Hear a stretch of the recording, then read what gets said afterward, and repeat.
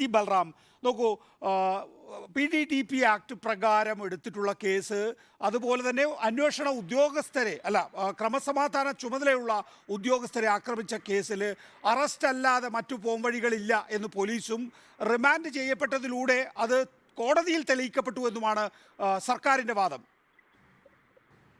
അല്ല, സർക്കാർ ഈ സമീപകാലത്ത് പോലീസിനെ ഉപയോഗിച്ചുകൊണ്ട് ഏതെല്ലാം തരത്തിലാണ് കേസെടുക്കുന്നത് എന്നുള്ളത് നിരവധിയായിട്ട് ഉദാഹരണങ്ങളിലൂടെ നമുക്ക് ബോധ്യമാവുന്ന കാര്യമാണ്. ഒരു നവകേരളം എന്നൊക്കെ മുഖ്യമന്ത്രി പിണറായി വിജയൻ ഒരു ഭാഗത്ത് പറയുമ്പോൾ ഒരു ആധുനിക പോലീസിംഗ് സംവിധാനത്തെ കുറിച്ചുകൂടി അവർക്ക് പറയാൻ സാധിക്കേണ്ടതായിട്ടുണ്ട്. പക്ഷെ അതിൽ നിന്ന് വിഭിന്നമായിട്ട് ഒരു പ്രാകൃതമായ ഒരു രാഷ്ട്രീയ വേട്ടയാടലിന്റെ ഒരു പഴയകാല സംസ്കാരമൊക്കെ ഉണ്ടല്ലോ, അല്ലെങ്കിൽ ഒരു ജനാധിപത്യപൂർവ്വ സംസ്കാരം ഉണ്ടല്ലോ, ആ നിലയിലേക്കുള്ള ഒരു അധപ്പതനമാണ് കേരളത്തിലെ പോലീസിന്റെ പ്രവർത്തനങ്ങളിലൂടെ നമുക്ക് കാണാൻ സാധിക്കുന്നത്. ഭരണാധികാരികളുടെ ഇംഗിതത്തിന് വഴങ്ങി ഏത് തരത്തിലുള്ള കേസും ചാർജ് ചെയ്യുക എന്നുള്ളത് ഇത് ആദ്യത്തെ അനുഭവം അല്ല. നമ്മൾ നിരവധിയായിട്ട് ഉദാഹരണങ്ങൾ ചൂണ്ടിക്കാണിക്കാൻ സാധിക്കും. യൂത്ത് കോൺഗ്രസിന്റെ അഖിലേന്ത്യാ അധ്യക്ഷൻ നേരെ പറയുന്നത് മുഖ്യമന്ത്രിയുടെ ഓഫീസിനെ കുറിച്ചാണ്, പി ശശിയെ കുറിച്ചാണ്. 2 മിനിറ്റ് എനിക്കൊന്ന് തരണം, അതിനുശേഷം നിങ്ങളുടെ സബ് ക്വസ്റ്റ്യൻസ് എന്തെങ്കിലും ഉണ്ടെങ്കിൽ ഞാൻ എടുക്കാം. ഞാൻ ഫോണിലായതുകൊണ്ട് എനിക്ക് അധികം സംസാരിക്കാൻ കഴിയില്ല എന്നുള്ളൊരു പ്രായോഗിക പരിമിതി താങ്കൾ കൂടി മനസ്സിലാക്കണം.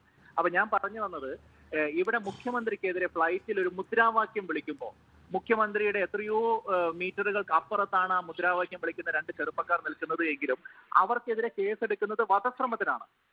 മുഖ്യമന്ത്രി ഒരു വലിയ ബസ്സിൽ യാത്ര ചെയ്യുന്നു, ആ ബസ്സിനെതിരെ ഒരു പ്ലാസ്റ്റിക് ഷൂ വരുന്നു. അതൊരു സമരത്തിന്റെ ഭാഗമായിട്ട് ഞങ്ങൾ ആഹ്വാനം ചെയ്തതെന്നല്ലെങ്കിൽ പോലും അങ്ങനെ ഒരു പ്ലാസ്റ്റിക് ഷൂ നടക്കുന്നു. അതിനെയും മുഖ്യമന്ത്രിക്കെതിരായിട്ടുള്ള വധശ്രമമായിട്ടാണ്. അപ്പൊ വധശ്രമം എന്നൊക്കെ പറയുമ്പോൾ IPC-യിൽ അത്തരത്തിലുള്ള വകുപ്പ് ചേർക്കുമ്പോൾ അത് ചാർജ് ചെയ്യപ്പെട്ടത് എവിടെയാണ് എന്നുള്ളതിനെ കുറിച്ച് ഒരു മിനിമം ധാരണ നമുക്കുണ്ട്. ഒരു മാരകായുധം ഉപയോഗിച്ച് ഒരു മരണം വരെ സംഭവിച്ചേക്കാവുന്ന തരത്തിലുള്ള ഒരു അതിക്രമം നടക്കുമ്പോൾ ചാർജ് ചെയ്യേണ്ട വകുപ്പുകളാണ് ഒരു മുദ്രാവാക്യം വിളിയിൽ അല്ലെങ്കിൽ ഒരു ബസ്സിന് നേരത്തെ ഷൂ എറിയുമ്പോൾ അവിടെയൊക്കെ ചാർജ് ചെയ്യപ്പെടുന്നത്.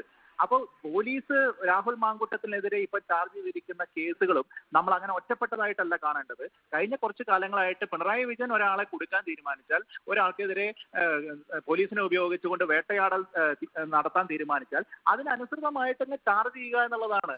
അപ്പോൾ ഇത്തരത്തിൽ പ്രോസിക്യൂഷൻ ചാർജുമായിട്ട് വരുമ്പോൾ കോടതിയിൽ ജാമ്യം കൊടുക്കരുത് എന്ന് പറയുന്ന കർശനമായിട്ടുള്ള നിലപാട് സ്വീകരിച്ചു വരുമ്പോൾ സ്വാഭാവികമായി കോടതി പ്രോസിക്യൂഷന്റെ വാദങ്ങളെ പ്രഥമ ദൃഷ്ട്യാ മുഖവിലേക്ക് എടുക്കും. അതല്ലാത്ത അനുഭവങ്ങൾ പോലും ഉണ്ടായിട്ടുണ്ട്. ഇതേപോലെ വധശ്രമ കേസ് ഈ കരിങ്കൊടി കാണിക്കുന്ന ആളുകൾക്കെതിരെ ചാർജ് ചെയ്തപ്പോൾ അതിനെതിരെ നിശിതമായിട്ടുള്ള വിമർശനം ഉന്നയിച്ച അനുഭവങ്ങൾ ഉണ്ടായിട്ടുണ്ട്.